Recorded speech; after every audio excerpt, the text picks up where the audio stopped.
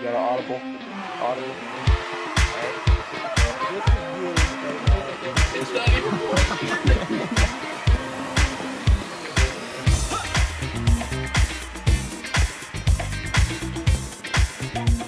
Hey everybody, we're back. I'm a little flustered more than usual, but we're back on the Student Media Podcast. I'm Deacon Tuttle, and I'm joined with the enigmatic, the electric Evan Couch. That's my new one for you every time now. I nail it back weeks.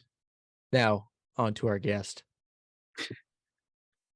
Deacon. Should I introduce myself? No, Deacon's supposed to introduce you. The person who starts it off usually Evan doesn't want to talk this time, apparently. Apparently, Apparently, I don't know how to talk on the podcast anymore. Gosh, this is chaotic. I was not ready for this. Well, I'm sorry, Isaac. It's okay. You're getting our least professional selves.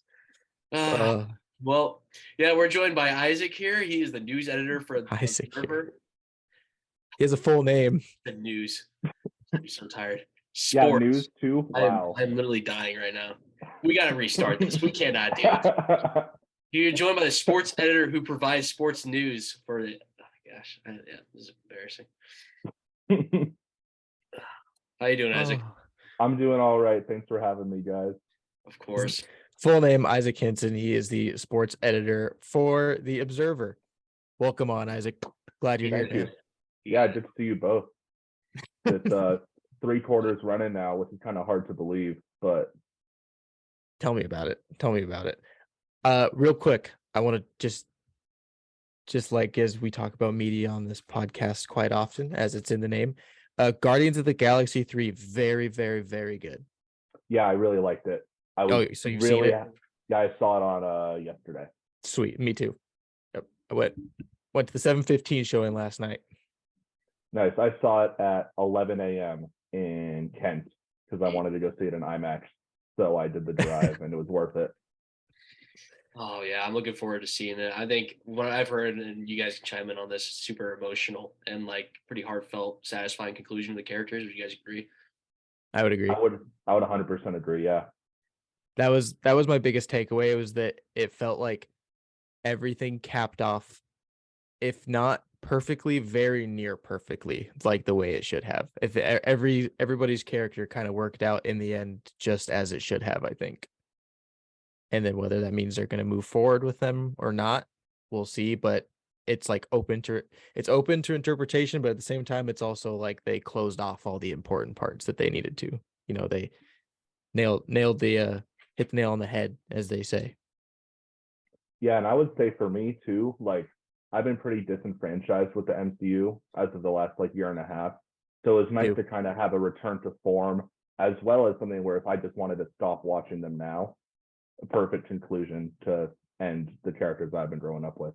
Yep, 100%. Because I mean, I'll be honest with you, I have not seen much Marvel stuff, like at least MCU stuff, that has been good recently. I didn't like Thor. Ant-Man was okay, but I didn't really like it that much. I didn't really like many of the TV shows other than Loki, and WandaVision was okay, but I didn't watch She-Hulk. It's been very miss for me for the most part. Doctor Strange was good, but it's like, I don't know. This was like, I think what I said with this movie was that it was the best one since Endgame, and that's not really including Spider-Man, because Spider-Man Spider-Man was really, really good, but I think what made Spider-Man so good was a lot of the fan service that it was doing. And I think if you kind of separate this movie compared to that movie, Guardians of the Galaxy 3 versus Spider-Man No Way Home, I think Guardians of the Galaxy 3 is a better movie since Endgame. I would completely agree. And when I was driving up there, I was thinking about what was the last MCU property that I really, really enjoyed. And I would agree that Loki. I really liked Loki. And then before that, it would have to be Spider-Man. Yeah. So. Yep. When are you going to see it, Deacon? I'm thinking Tuesday night probably. So Okay, looking cool. forward to that. Yeah, it's going to be a good time. I tried to convince my dad on the Thursday night showing, but he goes, I wake up at 3 a.m., so I don't think that's going to work. All right, fair enough. So I'll just wait. But, yeah, the life of people who do real work, right? Yep. But you can like right there, we just got a little preview of Isaac's Isaac's movie critique and whatnot. And Isaac, you've actually done a lot of work with the Observer, kind of implementing almost a new way of a new news segment, if you will, right? Was that for the newspaper in terms of like the movie stuff, like the content that you've been putting on there? Yeah, so what I started doing was about the beginning of the winter quarter, I started doing an Oscars column where I would talk about each development and review each movie that was kind of in the race. And once the Best Picture nominations got released, I kind of talked about each movie to highlight them. And then I talked also about the Best Actor race, a lot of other things. And then right now, actually, I'm working on a Guardians review. And in that, I'm also, I know. And then in that, I'm tying it to be a summer movie season preview. So I'll be talking about everything that's coming out through August. So like That's really in Oppenheimer depth. and Barbie and Mission Impossible. Yeah. I'm not going to hit everything, but a lot of the big stuff and the stuff that I care about, I'm going to try and talk about. So this is all going to be out. Will this be like a issue 9 or like the spring issue, the one that they do at the end of the quarter? Is that when this will be coming out? No, it's probably going to come out this issue on Wednesday, actually. Oh, okay. Cool. Yeah. Something to look forward to then. Then we'll have that. Then we'll definitely have to pull that up and definitely do some social media stuff on that, because that is the Observer, since I've been here, hasn't done anything like that before. So I think that's really cool stuff. And it's content that people really, really want to see, because, people want to get away from the news and stuff like that. Obviously, news is important. Covering seeing stuff around town and campus is really important too. But I think people like kind of just a breath of fresh air, and looking at something like that is perfect for the newspaper. Yeah, I don't have the numbers, but I feel like people have responded to it well. And, Jen Green, our advisor, has really pushed me to keep doing it. It seems like all the high up staff seem to really love what I've been doing. Well, So, she's big into films too. I know that. So I can definitely see that she's pushing for it. Yeah. I know it's a little bit later in the year, but are we going to do some Dune coverage here as well? Oh, absolutely, man. Oh, if they will let me, I'll do 8 pieces on Dune. That trailer was phenomenal. Hold on. I've got 4 of the books right here. This is my copy of the original. And then I have Paul here also. So. Oh, let's go. Yeah. We both got him. I'm a Dune head. No denying that. So good. I'm so looking forward to that movie. The trailer looks good. Yeah, the trailer looks looked amazing. Good. I actually just watched the first part, like a couple months ago. I got it on Blu-ray when I was in Idaho.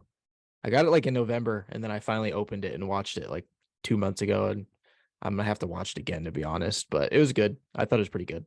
I don't really know anything about the lore or anything about the backstory, but just as a movie, sitting down, I enjoyed it. It's really complicated. There's a lot of heavy stuff. And I found that reading the book really helped me understand the movie, and vice versa. But the book is hefty. It's probably longer than the Bible. So if you want to go into that endeavor, feel free, but it's a time commitment. Have you read it, Deacon? Sure. No, I haven't. No. I would enjoy it though. Yeah. You don't think you would, or you do think you would? I believe I would, yeah. Oh, jump in there.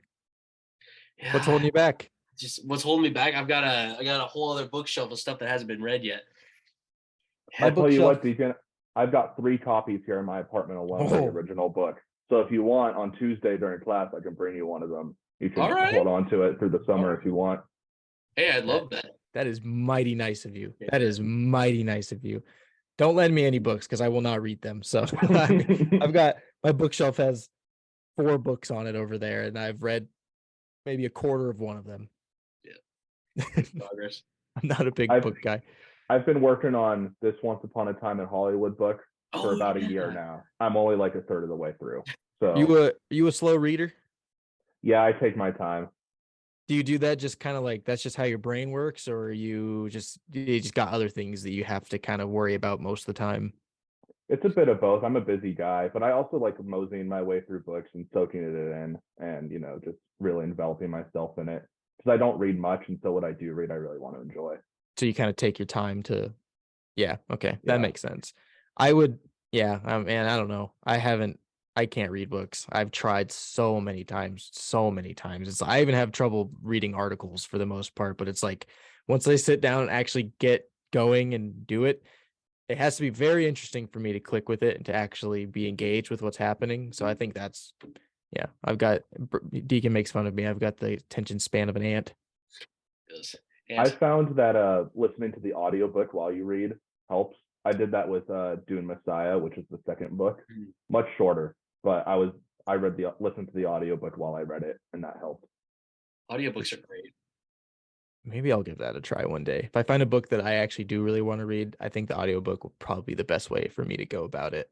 But speaking of, you know, just kind of moving on from that so we can move along here. You're a jack of all trades. We talked about your kind of movie stuff that you've embedded into the Observer recently, which is really, really cool. And I'm glad to see that they're starting to change and get some more content on there. But sports, big sports guy, sports editor for the Observer. You've been doing it for a while now. You said 3/4. So, how much have you seen it change the sports page? Because personally, from my time being there to where I'm at now with the Observer and what I've seen it change a lot over the last year. And I think it's honestly changed for the better. So I think you have a big hand in that. And whether you say you don't or you do, I'm just going to give you a lot of credit for it, because honestly, I think you have to take credit because, you're running the damn thing. Mm-hmm. Yeah. So when I started, it was Jared was my editor. Yeah, and I remember. He was great. We were there. We were there, both of us. Yeah, you remember? were there. Yeah, yeah. For the listeners. But so Jared was my editor, and he was a great guy, but a lot of the stuff that he would run was a lot of game recaps. A lot of stuff that was interesting to the hardcore fans and the people who really knew the lingo and knew like the inside baseball stuff. Big numbers guy. Yeah. But since when me and Jacqueline took over in the fall, we kind of made it a mission to do a lot more of not game recaps, maybe one a week, if that. A lot of we started doing a lot of player profiles. I try and run at least one profile a week. Right now, I think this week we're running one on Tia. She just got nominated for for a rugby award. I'm blanking on the name right now, but she was recognized as one of the top women's rugby players in the country. And so we're doing a profile on her. We just did a profile on Reed Rasmussen from the baseball team. I don't know. I'm just trying to move the section into something more personable, something that more people can latch onto, and kind of make it a way to learn about the people who are playing for the school rather than just covering them.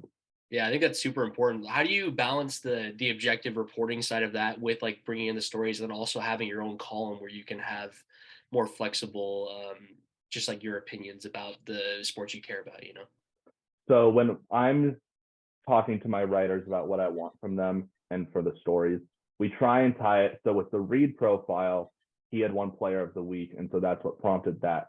But we took a look at the series that had happened before and his impact on that series. And so we did kind of a double series recap plus, how he affected the game, and then in turn, his journey to becoming that type of player to where he could impact that game. So we're just trying to do like a hybrid of everything, and which I don't know if that answers your question necessarily in that regard, but no, it definitely does. Like, I think that, that hit on all levels, but also just like your specific, like when you get to talk about your love for the Trailblazers or how the Seahawks are doing with their moves and stuff like that, like having your own little piece of the sports area every week. What's that like for you?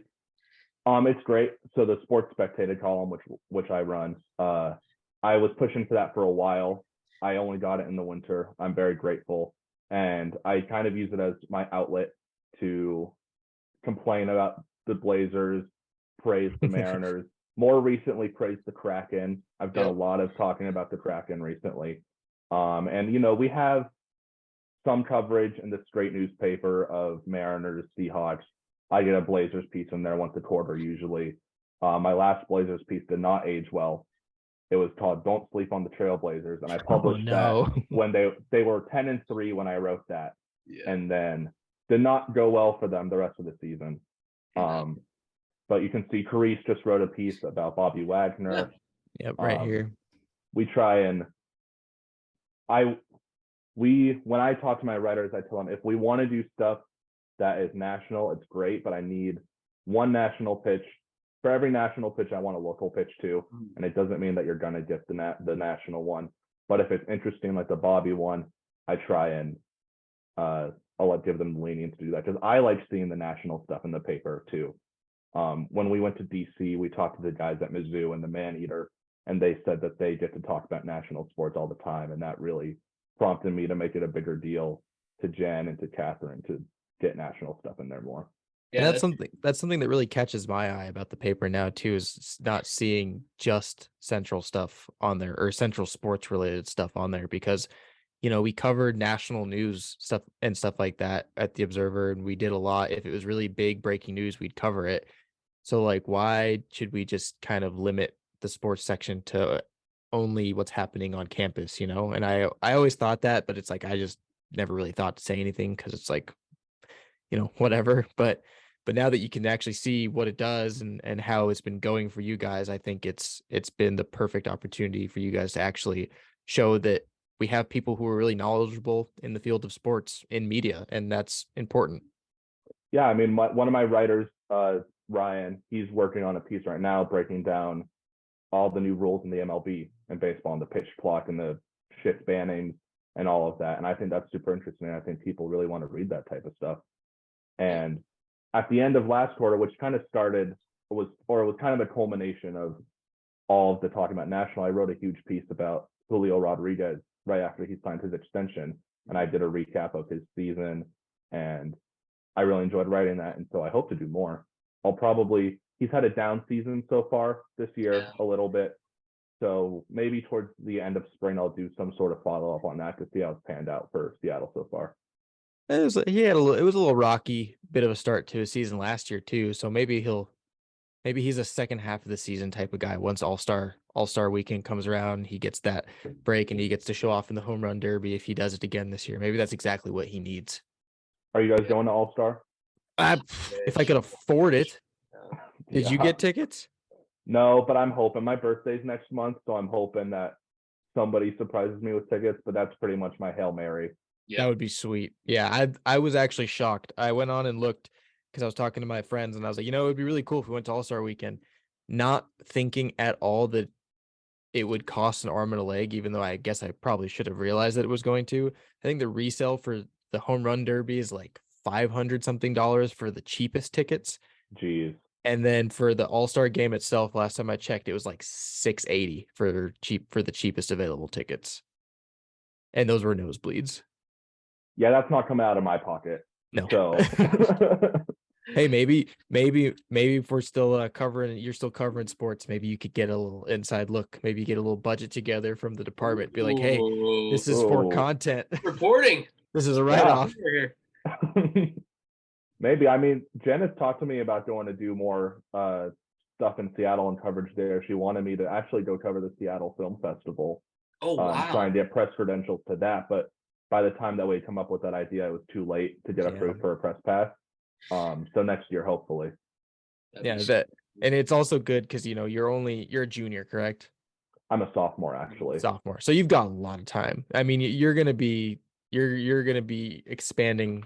It seems like everywhere if you continue to work with the Observer because of how much has already changed since you took over with the sports. I can only imagine it's just going to keep changing and getting better. Yeah, and I'm hoping to get my fingers into the other media outlets too. Like I was at Pulse in the winter and I took a break this quarter just because it was a lot of work last quarter doing Observer and Pulse and my radio show. So next in the fall, I've talked with Jen and I'm going to have a lesser role in terms of actually writing sports. And I'm hoping that could lead to me being more involved with Pulse and eventually getting into CNW and then getting more involved with the Burg as well. That was a great transition with the radio show. Tell us a bit about your radio show. Yeah, so it's called Press Pass or The Press Pass, depending on which one of me or Ryan you ask. My co-host Ryan, who is currently my writer, it's kind of a weird dynamic that we have because I'm his boss at the Observer, but he's technically my boss when we go into the Burg. So it's a fun dynamic. A little odd, yeah. But we get 2 hours a week every Wednesday at 6. We talk about baseball, basketball, football. I'm trying to get some Kraken stuff in there. He doesn't watch, so it's all up to me. And I'm a new fan, so I don't have the power to just do a 5-minute vamp on the Kraken completely take it over. Yeah. I mean, when we talk baseball, I'm not an inside baseball guy. I really love baseball and I love the Mariners, but I'm still not there yet. So it's mostly him talking and me listening when we talk Mariners. But when we get to basketball, that's kind of where I like to perform and show up. Did you play basketball in high school or middle school or anything like that? I played in middle school and then I tried in high school, but I was too short compared to everybody else. When I was in middle school, I was the tallest kid at the school. And then when I went to high school, I wasn't, and it was a complete shell shock. And it didn't end up working out on the basketball front there, but I did play in 8th grade and I was really good. Not to toot my own horn, but I thought I was solid. Yeah, I feel that I won co-MVP my 8th grade year too, and then I stopped growing as well. And I'm like, I'm no longer the center anymore. I remember it was a much more of an individual success thing for me than a team success. We only won one game that whole season, and I very vividly remember us celebrating at the away team's court, and my coach saying, "You guys need to be quiet. This is not professional. Like, wait till we get to the locker room." But we didn't listen. No way we listened. Dude, my 8th grade year, playing JV football, we had not won a game all season, and at that point, I had actually never won a football game ever because I just started playing in 7th grade, and that was like kind of the Pop Warner time. So we didn't win any games that year. 8th grade didn't win any games. Last game of the season, it was 0-0, an absolute mud bowl in Friday Harbor, and we scored the game-winning touchdown. We won 8-0 with I think like 2 seconds left on the clock. We scored. And then we absolutely lost our minds. I remember almost being in tears, like crying of how excited we were that we just won a football game. I'm pretty sure we dumped Gatorade on our coach. I don't remember for sure, but yeah, you would have thought we won the damn Super Bowl. But I feel it. I mean, sports is a powerful thing. It's fun to win, and it's fun to win with your guys, you know? Yeah, absolutely. And it's fun to be around guys and talk because, you can't play sports anymore. So it's like it's the same kind of feeling as being around a bunch of guys that you enjoy being around and actually talking sports with. And I feel like that's kind of almost the crux of your show. Like that's kind of what you do. And it's what is the common thing to do nowadays. And it works because people are interested. People like hearing different opinions. Yeah. I mean, me and Ryan don't agree on much. So it's a and I very think that's interesting dynamic. that's kind of what makes it work, to be You need honest. that. Yeah. Exactly. Yeah. And like, so especially I'm remembering last week, we're about to have our 15th episode this week, which is kind of absurd. So I remember last year. Congratulations. Thank you. Big I'd love to have you guys on at some point before you graduate. Literally anytime. Just let me know. I'll shoot him a text when we're wrapped up. But I remember last week, I'm a Blazers fan and he's a Kings fan.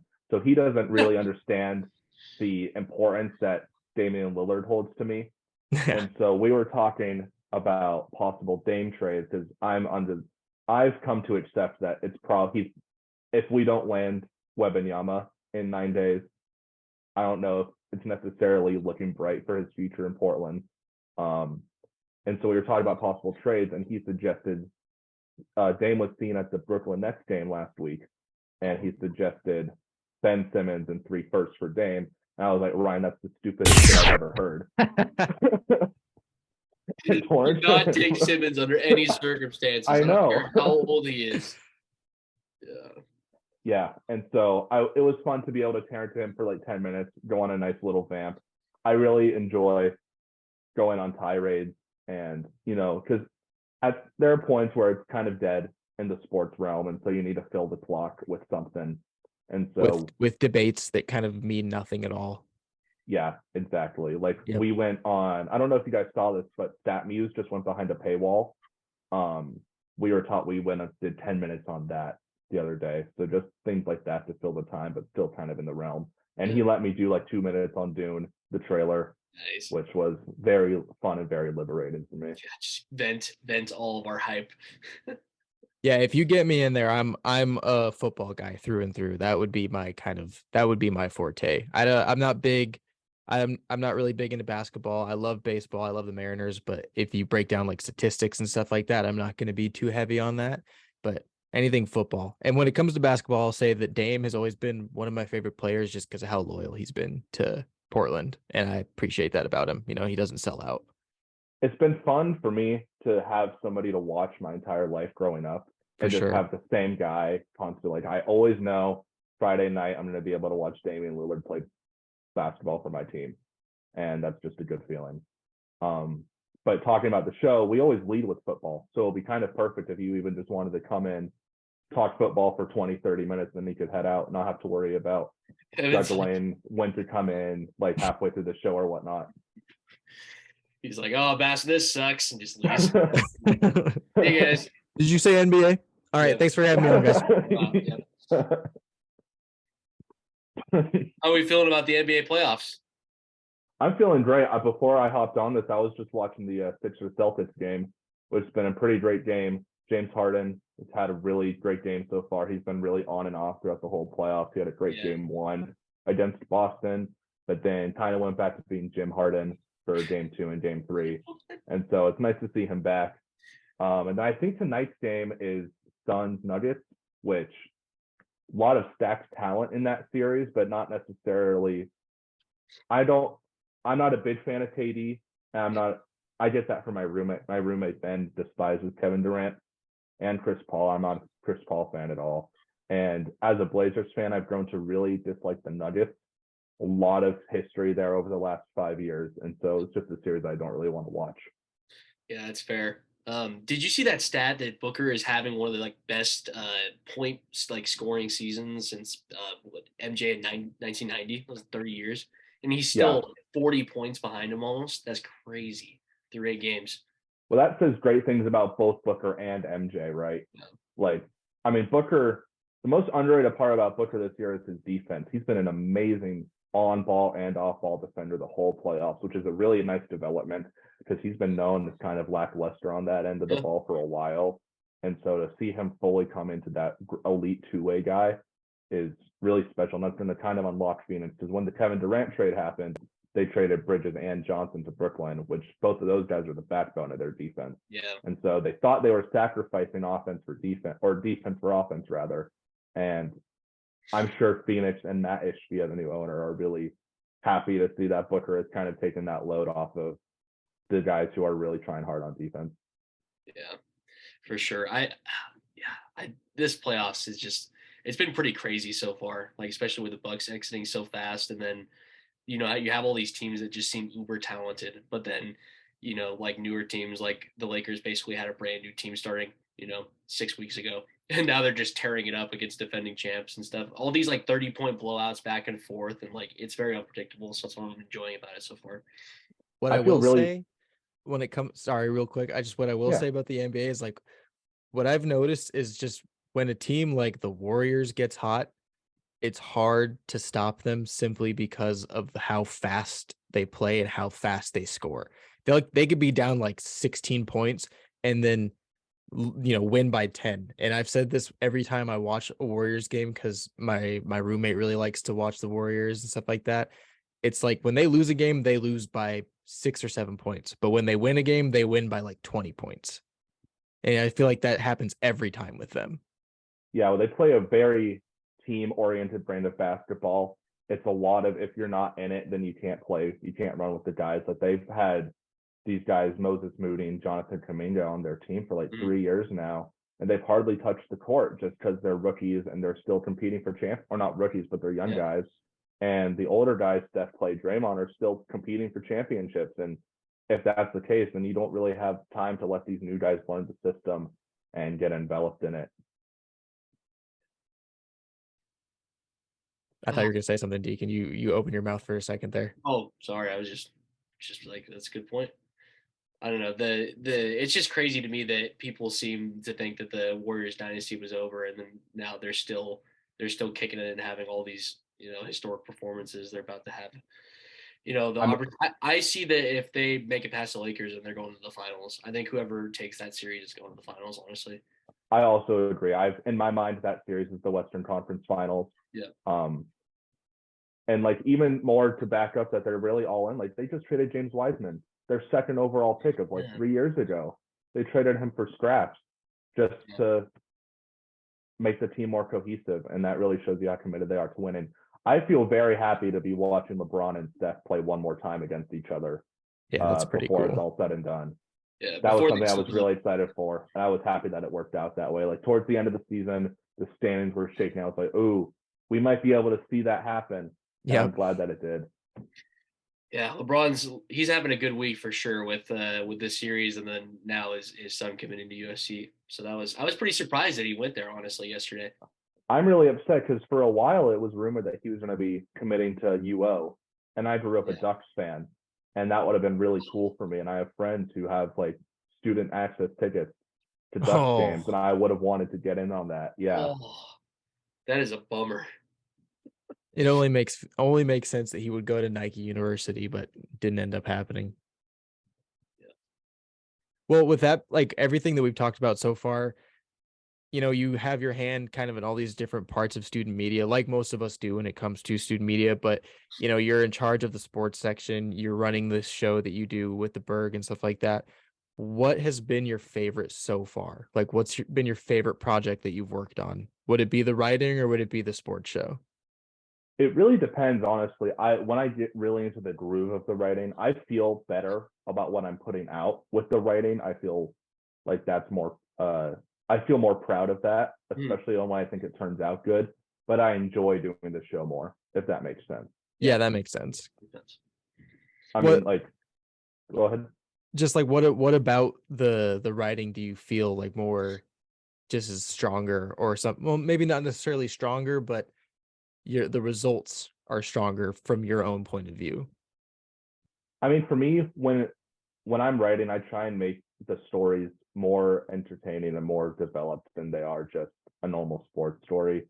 And so when it turns out to be developed the way that I want, and sometimes stories will turn out and I'll read it and it'll read really powerfully, Hmm. and like that's just a good feeling to me to be affected by my own writing and to be able to put that out there and be proud of it and like know that people. I don't know if people read the paper at all, but I mean, I don't know if anybody listens to the show either, really, besides my dad. But like, it's fun to get that stuff out there. And in terms of the writing, it's just I work really hard on the writing too.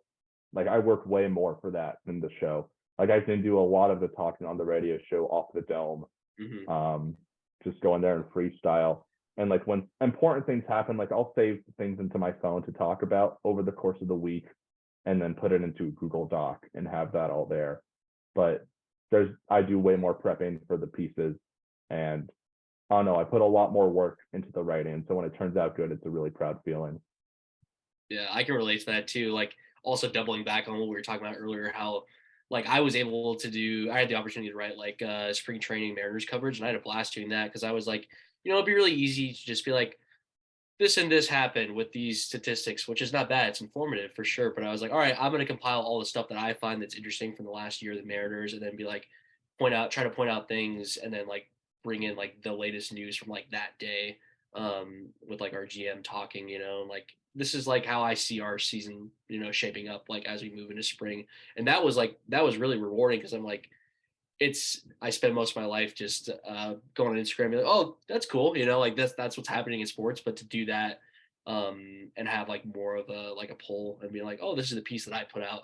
It's a different experience than talking on the podcast, which takes depending on like what we're talking about, more or less research. So like it was pretty rewarding. And then I had some people that are like, oh, you're talking about the Mariners, I'll actually read that one. So I was like, all right, cool, thanks.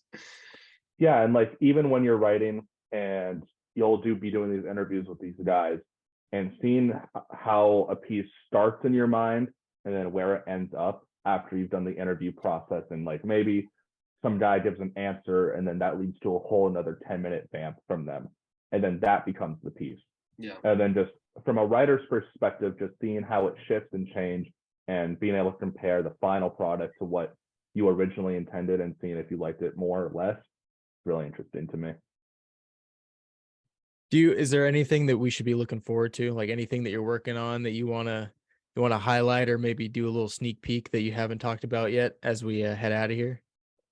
Well, there is one thing that I can't talk about. I've been told not to Oh. talk about it. Oh, Okay. But that's coming down the pipeline, hopefully in the fall. If I get to a point where I can talk about it, I'd love to come back on and Oh, talk with you sweet. guys about it. But things I can talk about, we're doing 4 more shows, I think, for the Burg before the school year wraps up, and we have to sadly stop for the summer. we're going to be doing NBA draft coverage, which I'm very excited about, especially because the Blazers are going to have a high pick this year, which is something I'm not used to. They had a really high pick last year, and it was a fun feeling. And then the Seahawks had a bunch of high picks this year, which was awesome. By the way, the Seahawks had an amazing draft. They did. I love their I was draft. gonna ask for your If you guys want to talk about that for a second, would you I love the how would draft. you grade the draft? Don't here? get me started. I would say I would give it an A, honestly. I was upset at first when we drafted Witherspoon over Carter. So I really thought that when Carter fell to 5, I thought that was because I feel like for me personally, the Seahawks plan was to draft Richardson at 5. I thought, and then he went at 4, and then I feel like Witherspoon was kind of a panic pick, but it worked out, and I love Witherspoon, and it seems, I mean, we got the top corner prospect, top wide receiver prospect, second best running back prospect. I mean, you can't ask for much more than that on top, and then you're building off of last year's draft, and it's just coming out to be a really fun young team with the vet presence, and it's a cheap team. It just seems that it's working out in their favor. I thought there was absolutely no chance the Seahawks were taking a quarterback at 5. There was not a single ounce of that thought in my head with how I saw everything panning out. And I was thinking Jalen Carter for sure, maybe Tyree Wilson. But when they took Witherspoon, I was kind of baffled, and I wasn't necessarily upset, but I was like, I mean, Carter is sitting right there. Do they think he's going to fall to 20? Are they going to trade up and get him later? And then they didn't. But then after the fact, it kind of worked out. And then when we took Jackson Smith and Jigba, I was just excited overall because he was like my favorite. I'm a person where when it comes to NFL players coming into the draft, I like kind of look at what they did in college, but then I look at them on a level of like, just how cool does this guy look? Like, how good is he going to, like, how well did he play? What kind of drip was he wearing in college? Was he like a top guy? And then when I saw a guy like JSN, I was like, that is going to be the best receiver out of this draft, I think. So when we took him, I just got even more excited because I love having a guy like that on our team. Yeah, I'll say I wasn't upset at the Witherspoon pick either. If I did say that, I was lying. I was more just taken aback and shocked, me too. like you were. And then, it worked out. And then JSN, I loved the JSN pick. I think we have arguably the best wide receiver room in the league now. I agree.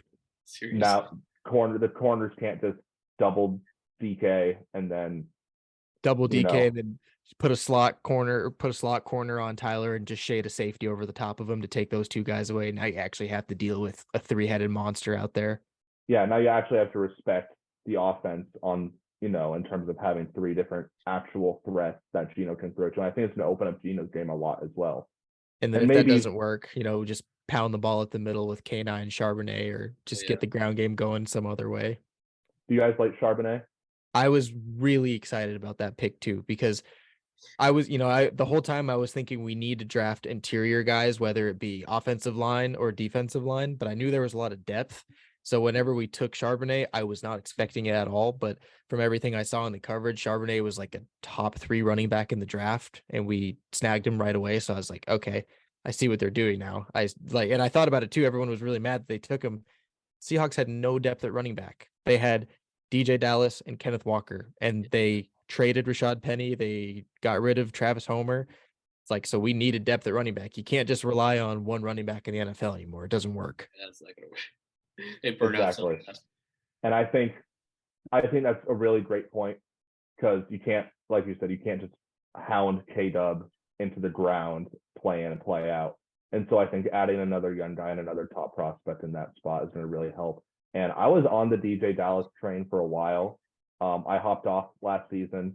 I sold all my stock. I'm not there anymore. And so I'm happy. I think Charbonnet is honestly already better. I don't know if that's a hot take, but I'm already have more than faith DJ in that Dallas. Guy. Yeah, I do too. I've since we took him. I mean, like, the problem with DJ Dallas is, you can be fast and athletic, but if you get whenever you make contact and you fall backwards 3 yards every single time you make contact, it's not going to work. I'm sorry, man. I liked DJ, and he filled in really well when he had to, but man, the amount of times I saw him gain like 8 yards and then get hit and then only pick up like 4 yards because he got hit. It was the most infuriating thing ever. When that was more frustrating was when he was doing punt returns too, and he would lose the yardage that way. Yeah. It was just I love the guy, but he's an upsetting player. Yeah. So Charbonnet, and it's gonna be the perfect 1-2 punch because you got K9 at like 210 pounds, 5'9", I think, and Charbonnet is like 220 pounds, 6'1". So you've got a bruiser, and then you've got kind of the really athletic, still a powerful back with K9. Jeez, thanks. Yeah, so I'm excited. I'm very excited. But with that being said, I'm glad that you came on. I appreciate it. I appreciate your insight on the sports because it's always fun to talk sports. And like I said, we could go into the whole Seahawks draft for another hour if we wanted to, or I'm sure you and Deacon could talk NBA for another hour. We could all probably pitch in and get a good hour out of MLB, make a whole 3 hour, do the whole majors if we have to. You big golf guy? I'm going to jump on that too real quick. I'm not really. I love playing golf, but I don't watch. The only time I really watch is when my grandfather comes into town, and usually that's right around the time of the Masters. Yep. And so I'll watch the Masters, but not much else. Yeah, we talked about the Masters a little bit on this whenever it was happening. I wore a nice green polo and my golf hat. I dressed up for the occasion. Sunday best. It was yeah. But anyways, holidays. Yep. Well, Isaac, I can't thank you enough for coming on, man. Thanks for sharing all the work that you've been doing and talking a little more about it. And I think you have done some great work with the Observer, and I can't see what you guys keep coming out with. Thanks, man. We're missing you in the newsroom. Are you Yeah, really? A little bit, yeah. I'm not lying. I'm not lying. Yeah, I think I brought a little bit of flair to the newsroom, if you ask me, just a little bit. I may not have known what I was doing, but I was there. I was trying my best. I put on a happy face. Yeah, thanks for having me on, guys. I had a really great time. Yeah, of course. Yeah. And as someone who runs a radio show, just give us any critiques that you have, please, afterwards. Oh, you guys have been doing this much longer than I have. So I feel like I'm the rookie here.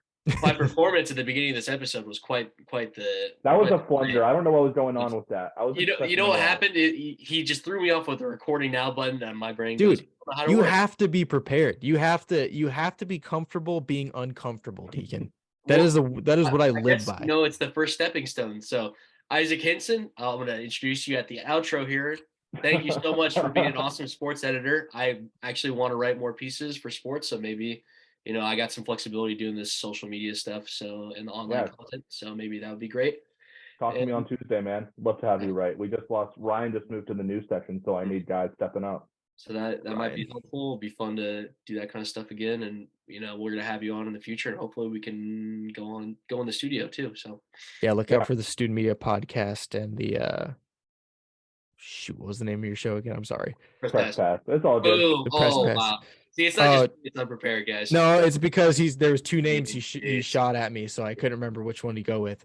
So a Student Media Podcast and the Press Pass crossover. I'm looking a little better now. We're gonna put this part at the beginning of the episode. Yeah, and if you guys want, once we stop recording, I can tell you that secret info if you want to know. Yeah. So you can figure out if you want to have me back on for that or not. Okay, sounds good. All right, Student Media Podcast signing off.